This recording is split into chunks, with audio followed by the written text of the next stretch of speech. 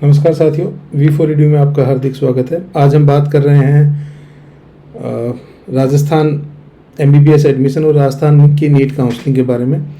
जैसा कि हम सबको पता है कि भाई हर स्टेट की काउंसलिंग है वो अलग अलग होती है और ऑल इंडिया काउंसलिंग है वो गवर्नमेंट की जो कॉलेजेस हैं उनमें 85% सीट्स के वो गवर्नमेंट की सीट्स वो गवर्नमेंट कॉलेजेस का ऑल ओवर इंडिया में 15% सीट्स की जो काउंसलिंग है उनका जो काउंसलिंग होती है वो ऑल इंडिया काउंसलिंग के थ्रू होती है। बाकी जो रिमेनिंग 85% सीट्स हैं गवर्नमेंट कॉलेजेस की उनकी काउंसलिंग है वो स्टेट जो बॉडी है वो करवाती है। तो आज हम बात कर रहे हैं राजस्थान स्टेट में MBBS एडमिशन को लेकर कि कौन कौन से कॉलेजेस हैं, कितने उनका फीस स्ट्रक्चर है, एडमिशन का प्रोसीजर क्या है, वो सारी कंप्लीट इन्फॉर्मेशन आप इस छोटे से वीडियो के माध्यम से जान सकते हैं। तो आइए बात शुरू करते हैं राजस्थान में MBBS एडमिशन के बारे में। तो राजस्थान में जो MBBS एडमिशन है उसमें बेसिकली जो जितना भी जो कॉलेजेस हैं या मैं कहूँ कि जितने भी गवर्नमेंट कॉलेज हैं, प्राइवेट कॉलेज हैं, जो भी उनकी सीट्स हैं, चाहे वो मैनेजमेंट सीट हो, NRI सीट हो, ठीक है, गवर्नमेंट सीट हो, जर्नल सीट हो, उन सब पे जो एडमिशन्स होंगे वो सारे के सारे जो एडमिशन्स हैं वो काउंसलिंग के थ्रू ही होंगे। कहीं भी कोई ऐसा प्रोसीजर नहीं है कि आप डायरेक्टली कॉलेज में जाएं और अपनी सीट बुक कर लें। इस तरह का कोई प्रोसीजर नहीं है। सबसे पहले आपको काउंसलिंग में अपेयर करना होता है। काउंसलिंग में सीट आपके मेरिट के बेस पे आपको सीट अलॉट होती है। उसके बाद आप कॉलेज में जाके एडमिशन है वो अपनी रिपोर्टिंग है वो कॉलेज में जाके करते हैं। तो उस तरीके से पूरा जो प्रोसीजर है वो फॉलो किया जाता है।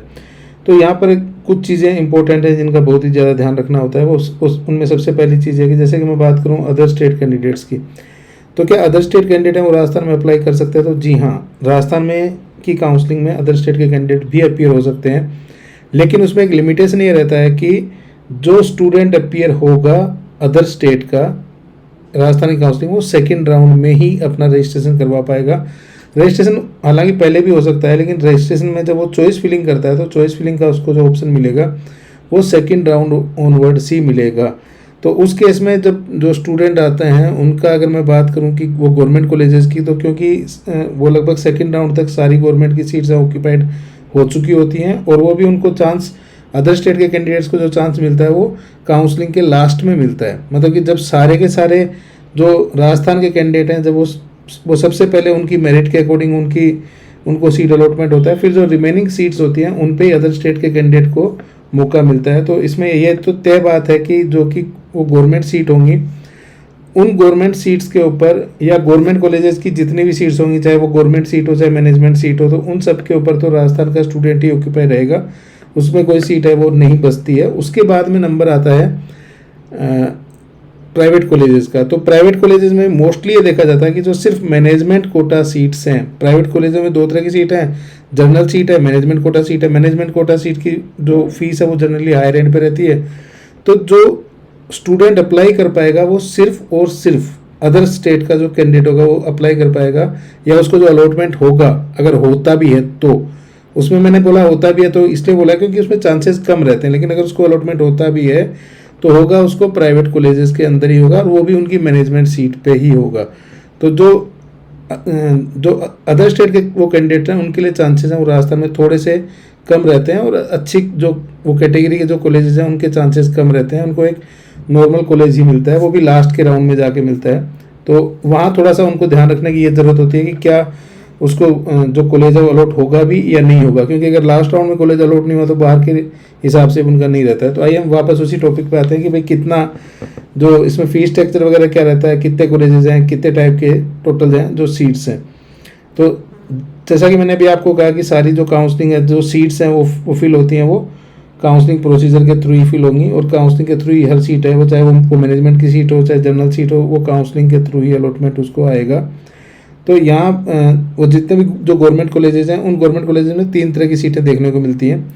एक तो गवर्नमेंट सीट होती है, एक मैनेजमेंट सीट होती है जिसकी की फीस लगभग 9 लाख रुपए साल के, मतलब 8,60,000 रुपये फीस है, आप मान के चलिए 9 लाख रुपए साल का फीस लगता है। उसी के अलावा जो एक NRI कोटा की सीट और होती है, जबकि जो ऑटोनोमस कॉलेजेस हैं उसके अलावा यहाँ पर मैं बात करूँ अगर अजमेर की, वो JLN अजमेर की, RNT उदयपुर की, जो और कोटा जो गवर्नमेंट कॉलेज है वो, ये तीन अच्छे कॉलेजेस हैं और एक RUHS जयपुर, ये इंपॉर्टेंट है। सबसे ज़्यादा जो डिमांडिंग है वो NRI सीट्स हैं वो RUHS में ही है।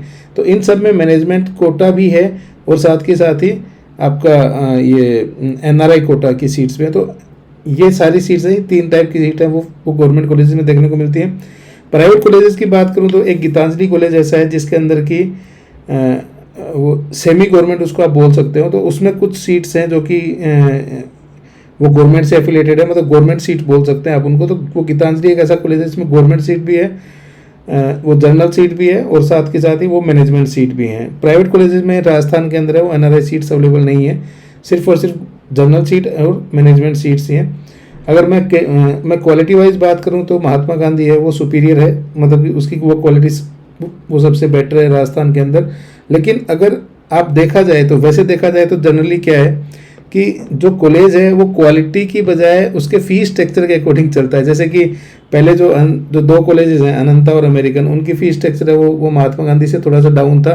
तो सबसे पहले अनंता और अमेरिकन की सीट्स ऑक्यूपाई होती थी, उसके बाद में महात्मा गांधी का नंबर आता था। अभी आज की डेट की अगर बात करें तो महात्मा गांधी जो कॉलेज है, जो प्राइवेट कॉलेज है, उसकी फीस स्ट्रक्चर है वो सबसे कम है। वो 15 लाख रुपए साल का फीस है उसका जनरल कैटेगरी के लिए। हालांकि जो मैनेजमेंट कोटा है उसमें उसकी फीस है वो 26 लाख से भी ऊपर है।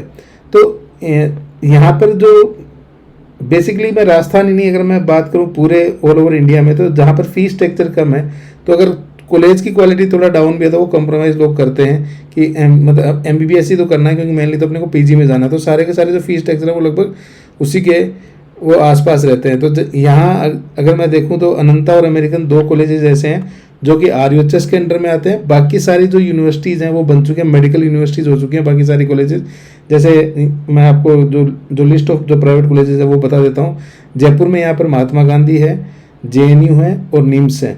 अगर मैं बात करूं उदयपुर की तो यहाँ पे आपको वो मिलेगा, वो पैसिफिक के 2 कॉलेजेस हैं, पैसिफिक, और उसके अलावा अनंता है, अमेरिकन है। ठीक है। डेंटल कॉलेजेस की बात करूं तो मैं वो बहुत सारे हैं, लेकिन मैं सिर्फ अभी बात कर रहा हूँ आपको MBBS वो कॉलेजेस के बारे में।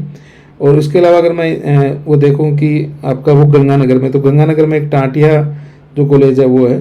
तो इस तरीके से जो मेडिकल कॉलेजेस हैं वो बेसिकली इन 3 सिटीज़ में ही हैं। अगर मैं वो देखिए अपना वो जयपुर है, उदयपुर और राजसमंद एक ही बात हुई वहाँ पे, क्योंकि वो अनंता है वो राजसमंद में आता है कॉलेज वैसे। तो उदयपुर हुआ, जयपुर हुआ और गंगानगर हुआ। जो कॉलेजेस हैं वो मेनली इन्हीं सिटीज़ के अंदर हैं। और अभी कुछ नए कॉलेजेस और आने की बात है, जिसमें एक कोटा में आ रहा है, 2 जोधपुर में आ रहे हैं। तो इस तरीके से कुछ नंबर ऑफ कॉलेजेस हैं वो मे भी हो सकता है कि इस साल में और इंक्रीज हो जाए।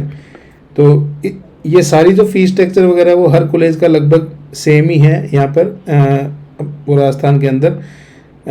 जो फीस स्ट्रक्चर की बात करें तो सबसे कम महात्मा गांधी का है, उसके बाद में लगभग 19 लाख के आसपास आपका निम्स का पड़ता है, और अनंता अमेरिकन भी लगभग उसी रेंज में है, 21,60,000 के आसपास आपका JNU रहता है। और जो पैसिफिक और या जो टाटिया जो कॉलेज है उनके वो पैसिफिक का है वो 22 लाख के आसपास का फीस स्ट्रक्चर है, टाटिया का वो 19 लाख के आसपास का फीस स्ट्रक्चर है। पर ईयर का मैंने आपको ये बताया कि पर ईयर, ये सिर्फ ट्यूशन फीस की मैं बात कर रहा हूँ। हॉस्टल की और कंप्लीट फीस स्ट्रक्चर आपको इस वीडियो के डिस्क्रिप्शन में मैं दे दूंगा, वहाँ आप जाके इसमें कंप्लीट डिटेल्ड फीस स्ट्रक्चर है वो आप देख सकते हैं कि इन कॉलेजेस का फीस स्ट्रक्चर है वो किस तरीके से है। उसके अंदर सब वो मेंशन रहेगा। एक PDF फाइल मैं शेयर करूंगा, उसके अंदर सारी चीज़ आपको मिलेगी कि कौन सी कॉलेज में है वो आपको वो हॉस्टल है वो कंपलसरी है, कौन सी कॉलेजों के अंदर है वो मतलब ये ट्यूशन फीस के अलावा और कौन कौन से चार्जेस लगेंगे, वो डिटेल्ड आपको इस वीडियो में के डिस्क्रिप्शन में एक PDF फाइल है मैं शेयर करूँगा। और अगर मैं बात करता हूँ इसमें आपका वो काउंसलिंग प्रोसेस के बारे में, तो काउंसलिंग प्रोसेस जो है वो हर साल जो काउंसलिंग की वेबसाइट है वो चेंज होता है, क्योंकि यहाँ पर जो राजस्थान में जो काउंसलिंग की वेबसाइट है उसके लास्ट में इन लोगों ने ईयर मेंशन किया होता है। जैसे राज नीट UG 2023, तो जैसे 2022 है, 2021 में चेंज हुआ, फिर अब 2024 में फिर से चेंज होना है। तो आगे इसी हिसाब से ये ईयर वाइज अपना जो आपका वो काउंसलिंग की वेबसाइट है वो रखते हैं। उस काउंसलिंग की वेबसाइट में आपको कंप्लीट डिटेल है वो मिल जाती है। तो अगर मैं बात करूं काउंसलिंग की वेबसाइट की, तो देखिए काउंसलिंग की जो वेबसाइट है उसका लुक कुछ इस तरह का आता है। इसमें यहाँ पर आपको सारा जो मतलब एप्लीकेशन है वो कैसे फिल करनी है, उसकी इन्फॉर्मेशन, वो बुकलेट क्या है, और उसकी जो सिक्योरिटी मनी है वो क्या डिपॉजिट करनी है। हाँ, सिक्योरिटी मनी से ध्यान आया कि यहाँ पर जो सिक्योरिटी मनी है वो अलग अलग मोड में ली जाती है। जैसे डेंटल कॉलेज में आपको अप्लाई करना है, उसका सिक्योरिटी मनी अलग है। अगर आपको प्राइवेट कॉलेजेस में अप्लाई करना है, मतलब कि अपनी जो काउंसलिंग प्रोसेस में आपको प्राइवेट कॉलेजेस भी फिल करने हैं, तो उस केस में जो आपका वो सिक्योरिटी मनी है वो 2 लाख रुपए आपको डिपॉजिट करने होते हैं। वो 2 लाख रुपए हैं वो आपके सेम अकाउंट में, जिस अकाउंट से आपने पे किया होता है उसी अकाउंट में वापस रिफंड होके आते हैं। तो सिक्योरिटी मनी डिपॉजिट करने से पहले ज़रूरी है कि आप ये जान लें कि आप कौन से अकाउंट से उसको पे कर रहे हैं, क्योंकि वापस रिफंड होके वो वहीं आना है। ठीक है, तो इस तरीके से। और अगर हाँ, उसमें कुछ रूल्स होते हैं कि सिक्योरिटी मनी है वो आपको वो हर हालत में रिफंड होना ही होता है। अगर आपको कॉलेज अलॉट हो गया और आपने कॉलेज छोड़ा नहीं है तो सेकंड राउंड के बाद में तो वो फॉरफिट नहीं होगा।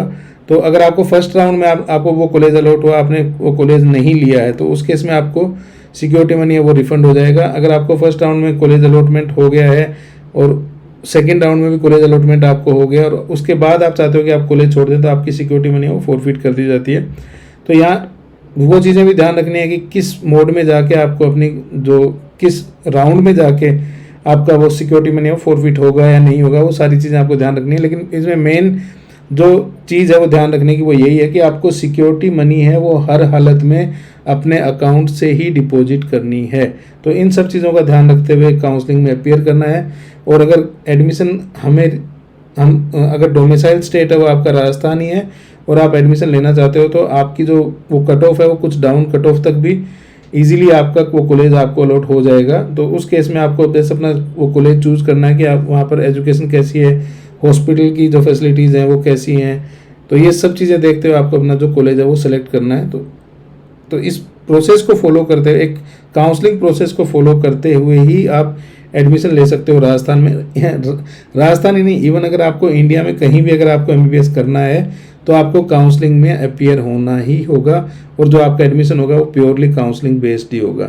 तो ध्यान रखिए इन बारीक चीज़ों का कि किस तरीके से आपको एडमिशन लेना है, किस प्रोसेस के थ्रू आपको वो गुजर के एडमिशन लेना है। इन सब चीज़ों को ध्यान रखते हुए आपको आगे बढ़ना चाहिए।